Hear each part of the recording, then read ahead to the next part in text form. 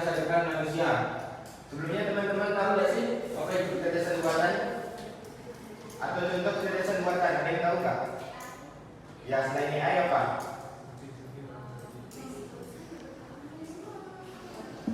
Ada yang tahu?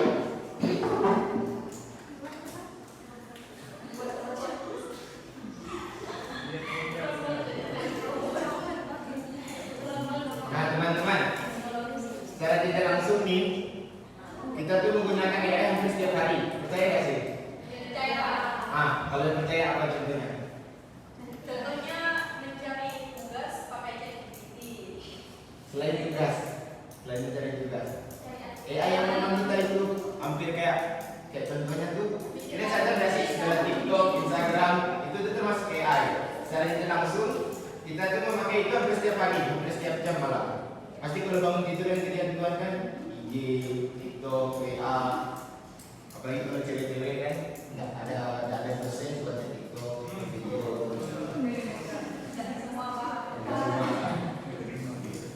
Nah, sebelum kita lebih jauh membahas tentang tema kami ini, kita speaking bentar, habis itu kita nonton video sebentar mengenai tentang AI.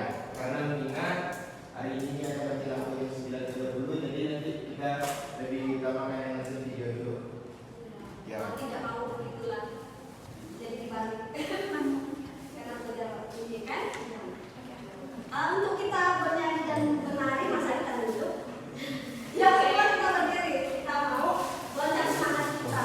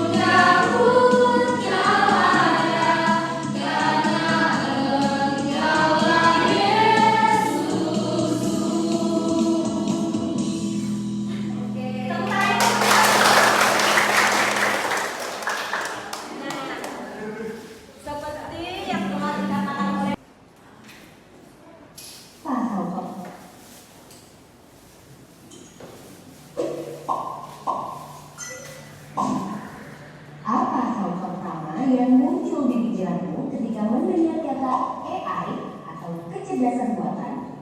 Apakah AI jahat seperti di film-film Hollywood? AI jahat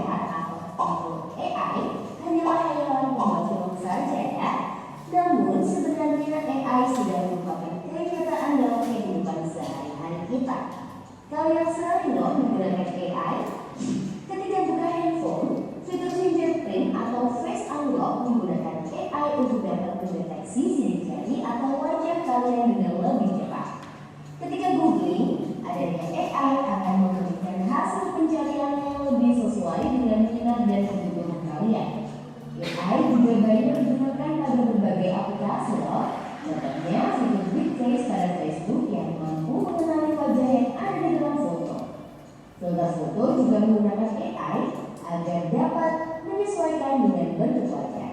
Kalau kalian terbiasa nonton atau like konten K-pop misalnya, akan muncul rekomendasi konten yang tidak jauh-jauh dari K-pop juga.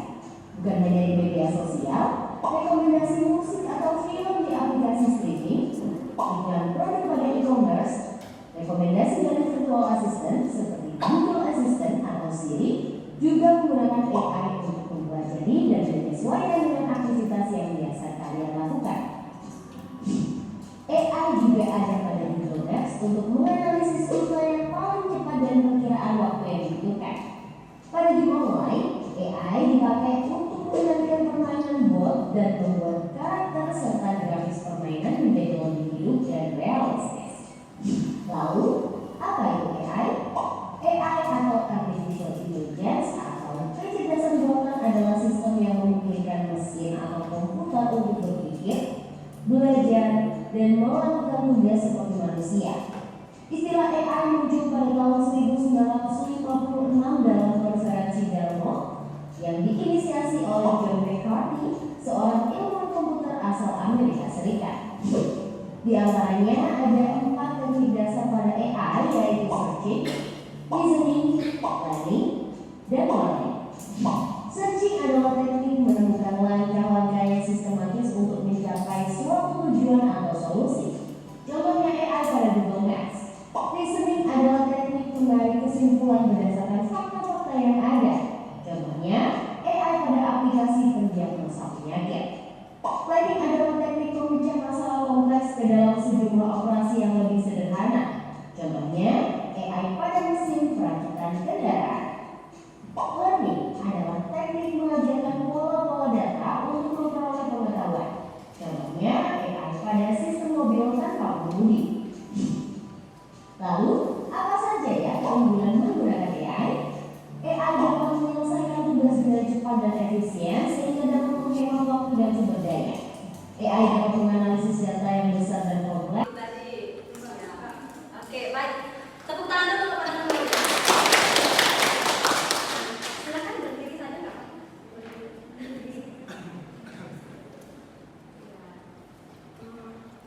Baik, di sini kenalkan nama saya Corina. Saya ingin menyampaikan apa yang saya pahami dalam video tersebut. Di sini saya melihat bahwa AI ini sangat membantu kehidupan manusia. Seperti tadi saya lihat dalam dunia pekerjaan, dokter untuk melihat obat-obatan atau hal-hal yang perlu mereka selesaikan. Dan terus dalam keamanan juga ada CCTV, dan kita juga sudah menerapkan adanya CCTV untuk keamanan. Dan juga dalam dunia pendidikan, AI sangat membantu mahasiswa dan segala pendidik untuk menyelesaikan segala tugas. Dan AI juga sangat bergantung juga dalam kehidupan kita, seperti media sosial. Ini sangat membuat kehidupan kita seperti bergantung kepada AI. Seperti media sosial, kita buka Facebook, IG, TikTok, dan lain sebagainya. Dan di sini saya ingin menyampaikan bahwa bagaimana kita memakai AI ini dengan bijak. Begitu, Kak. Iya, baik. Terima kasih. Jawaban yang sangat luar biasa.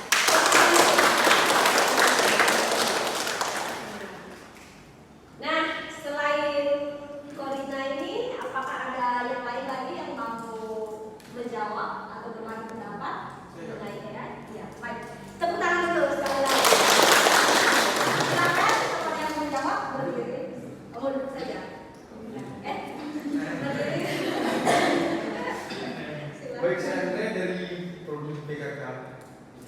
Jadi saya di sini ingin memberitahukan kepada teman-teman semuanya bahwa di balik semua keunggulan dari AI yang kita gunakan setiap harinya, situ mengandung ada dampak negatifnya pada kita selaku pelajar mahasiswa ini.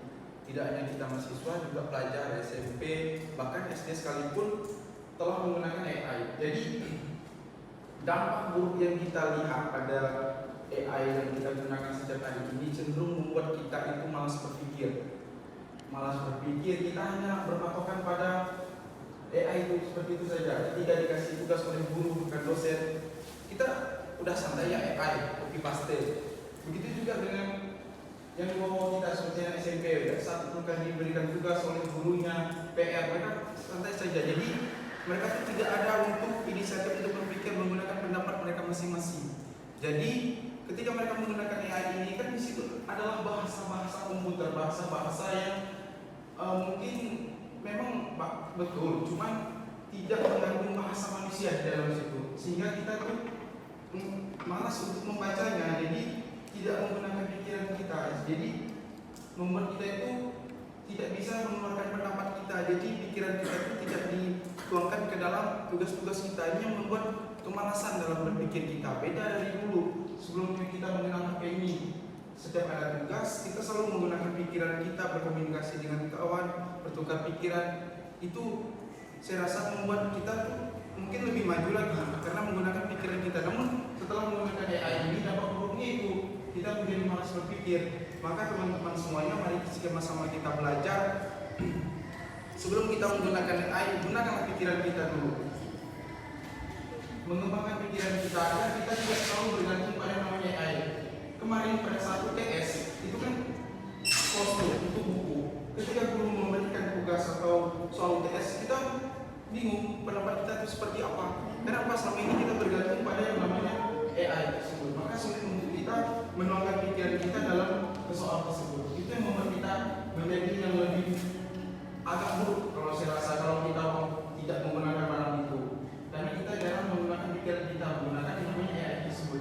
Jadi itu yang saya sampaikan kepada kawan-kawan. Semoga ini menjadi pengetahuan bagi kita, menjadi suatu refleksi bagi kita. Sebelum menggunakan AI, gunakan dulu pikiran kita dalam berpendapat, menuangkan pikiran dalam bentuk soal tersebut. Terima kasih. Baik, terima kasih. Jadi itu yang telah disampaikan oleh teman-teman pendengar sekalian. AI itu memang dengan jarak yang jauh, tetapi AI bisa melakukannya. Itu maksudnya AI ini mengganti pekerjaan manusia, sehingga tenaga pekerjaan manusia dibutuhkan sedikit sekali. Maksudnya itu dia menggantikan tenaga kerja manusia, sehingga mereka yang terbatas pengetahuan dan teknologi tidak bisa melakukan pekerjaan. Nah, sekarang yang kedua, untuk kita yang mengetahui atau orang-orang yang mengetahui guna atau bisa memprogram atau bisa memfungsikan AI itu tadi, terutama yang kalian lihat inilah bisa menggunakan AI. Itu memang bisa untuk membantu, puji Tuhannya. Akan tetapi ada dampak negatifnya bagi mereka yang kurang memahami teknologi, yaitu kesenjangan ekonomi yang kaya, yang dari kalangan kaya.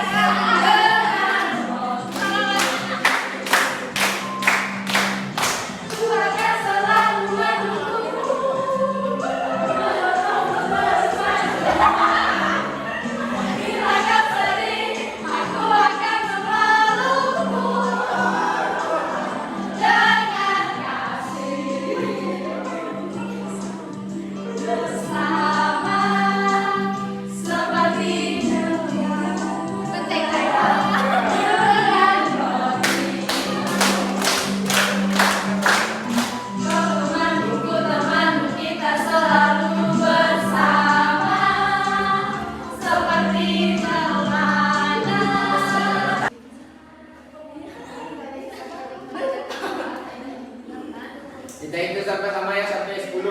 Kalau tidak bisa jawab berarti bukan. Yuk, 1, 2, 3.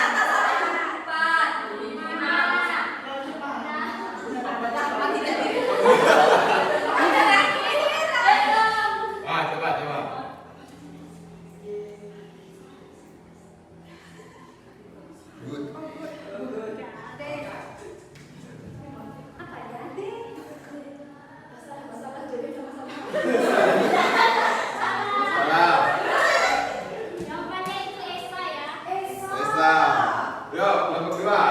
Ayo.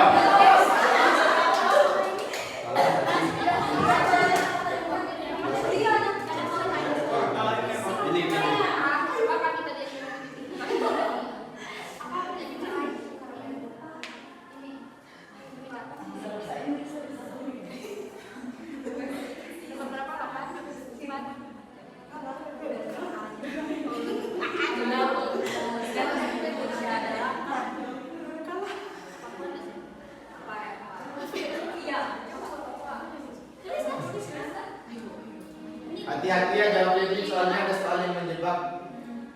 Tidak banyak sih, tapi ada. Yang tidak masuk akal jawabannya pun ada. Nah, jadi hati-hati. Gue nalar jawabannya. Ayo nah. Ini di sini. Mana sih?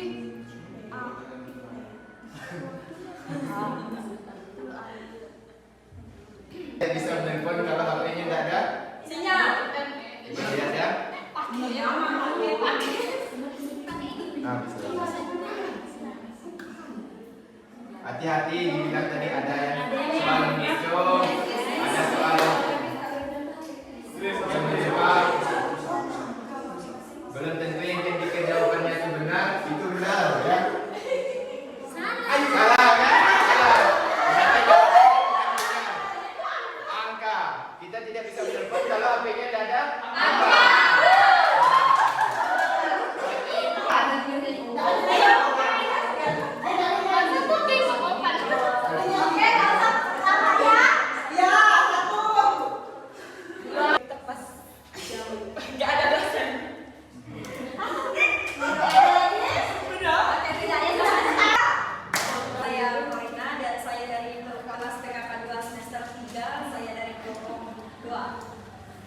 Baik, di sini saya mengambil sharing mengenai AI ini dan juga hubungannya dengan masa depan kita, baik dampak negatifnya atau positifnya. Pengalaman kamu, baik pengalaman yang saya rasakan dalam AI ini ya sama seperti kakak tadi, ada dampak positif dan negatif. Nah, di dampak positifnya terbantu karena bisa menyelesaikan tugas dan juga membuat video tugas seperti kami waktu itu di semester 2 membuat tugas tentang tugas bahasa Indonesia saya ingat waktu itu, dan juga didaktik metodik. Kami membuat sebuah video untuk menyelesaikan tugas tersebut. Nah, dampak negatifnya yang saya alami, saya bermalas-malasan karena scroll TikTok tidak ingat waktu jam lagi, maksudnya berjam-jam gitu scroll TikTok. Nah, tetapi bahwa kita ketahui seperti yang dikatakan dalam Amsal tadi bab 2 ayat 6 tadi, karena Tuhanlah yang memberikan hikmat dan menurutnya datang pengetahuan dan kepandaian. Nah, dalam ayat ini Tuhan mengajarkan bahwa kita menggunakan hikmat dan kepandaian daripada Tuhan, dan intinya kita menggunakan AI ini dengan bijak dan bisa memilah-milah informasi yang mana yang penting atau yang tidak penting. Baik, sekian dari saya, terima kasih. Baik, tadi kita sudah mendengarkan dari kelompok pertama dan kedua, sekarang yang selanjutnya kelompok ketiga.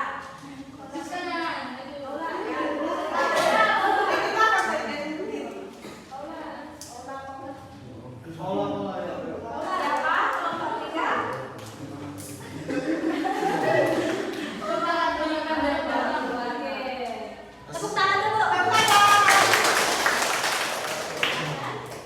Saya Andre, saya dari dan berbagi pengalaman saya tentang AI ini. Jadi selama saya tinggal di asrama waktu SMA itu kan HP kami itu dikumpulkan. Kami hanya bermain HP itu dalam 1 minggu hanya 5 hari saja, dibagikan oleh muda dan paspor. Jadi kami pada saat ada tugas saya di sekolah atau tugas saya di asrama di paspor dan muda, kami hanya disuruh membaca buku saja. referensi dari buku, kami lihat, kami baca, lalu kami tuangkan untuk dalam mengisi tugas tersebut dari dan pastor. Begitu juga tugas dari sekolah.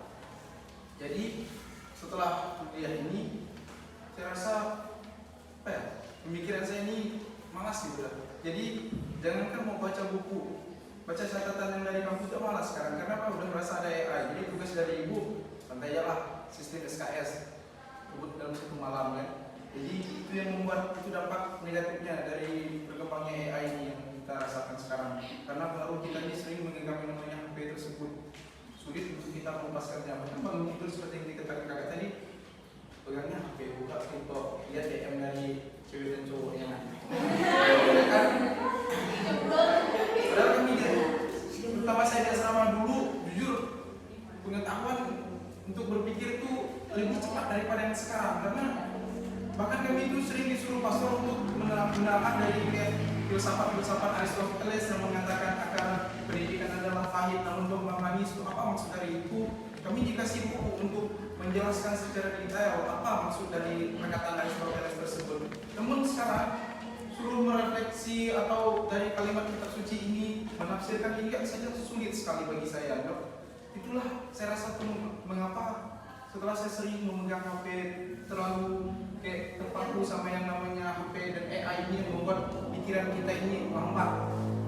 Tidak seperti siput. Kalau kita sering menggunakan pikiran kita, sering tidak terlalu terpaku yang namanya hal tersebut, mungkin pikiran kita lebih baik lagi dalam kita mengolah kata-kata kita, public speaking kita, ataupun kenapa kita sering memegang HP dalam kamar, dalam kos, berkurung, jadi kurang interaksi antara sesama. Jadi itu yang membuat kita tuh sulit dalam berkata-kata. Itu yang membuat kita tuh, saya rasa pengetahuan pun kurang, jadi cara berpikir kita itu pun ketinggalan. Jadi seperti itu, kita lebih mengutamakan pemikiran yang namanya tidak menggunakan pikiran kita. Itu yang membuat lambat dalam kita berproses, dalam kita mindset kita ini sekarang. Saya kira seperti itu. Terima kasih.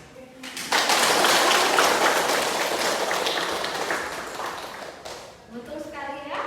Memang merubah mindset kita kalau menggunakan AI dan merubah gaya hidup secara kita. Nah, sekarang berikutnya untuk kelompok yang keempat. Siapa kira-kira? Ya, Laten.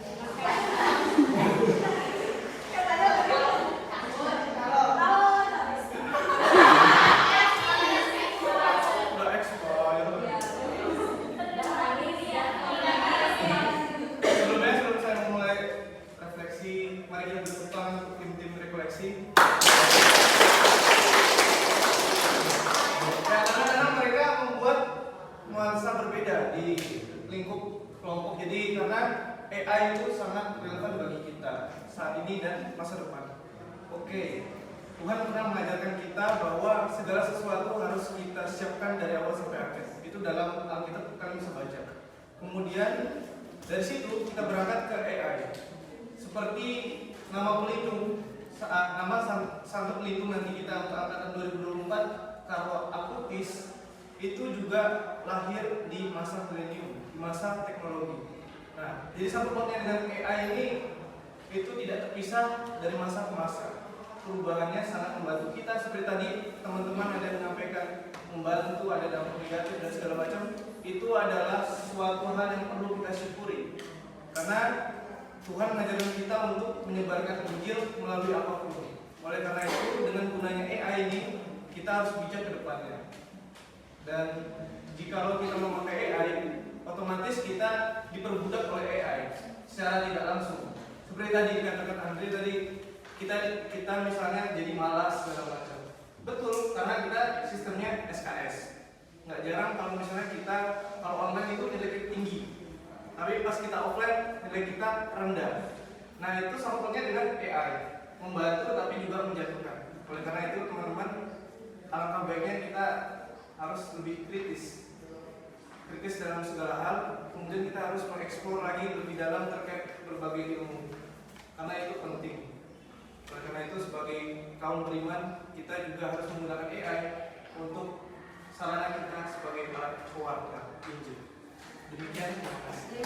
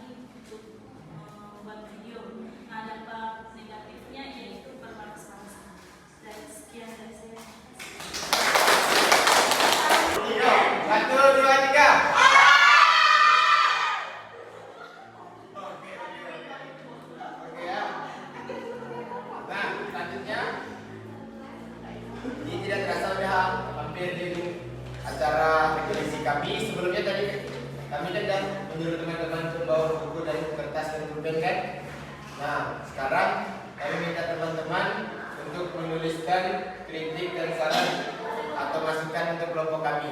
Jadi sekarang, 5 menit, tidak perlu tulis nama. Nanti kalau udah cukup digulung, dikasih dokumen.